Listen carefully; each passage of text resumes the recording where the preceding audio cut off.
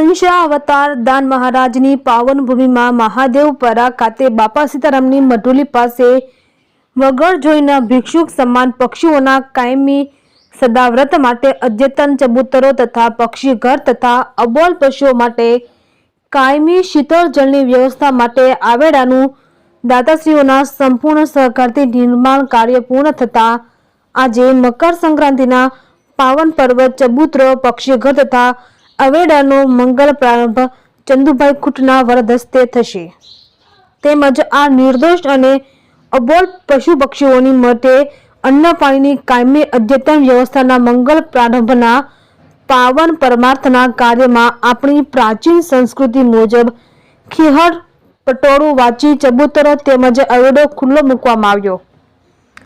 આ પ્રસંગે ધારાસભ્યો સહિત તમામ કમિટી ચેમ્બર તથા બાપા સીતારામ ગ્રુપના પ્રમુખ અશોકસિંહ તલાટિયા સહિત આગેવાનો ઉપસ્થિત રહ્યા હતા।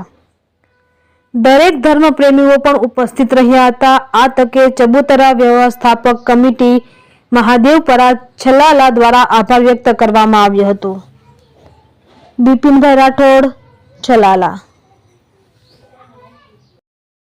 વેદાંત મહારાજ આજરોજ છલાલા માધવપરા વિસ્તારમાં પક્ષીઓ માટે ચબૂતરો તેમજ અદ્યતન પક્ષી ઘર તેમજ મૂંગા પશુઓ માટે કાયમી શીતળ જળ મળે તે માટે પાણીની હવેડીનું અદ્યતન બાંધકામ તેમજ અદ્યતન ચબૂતરો કે જે પક્ષીઓને માટે કાયમી સદાવ્રત એટલે કે એને અનજળની કાયમી વ્યવસ્થા માટે માધવપુરા વિસ્તારમાં દાતાઓના સહયોગથી આ અદ્યતન ચબૂતરાનું નિર્માણ થયું છે।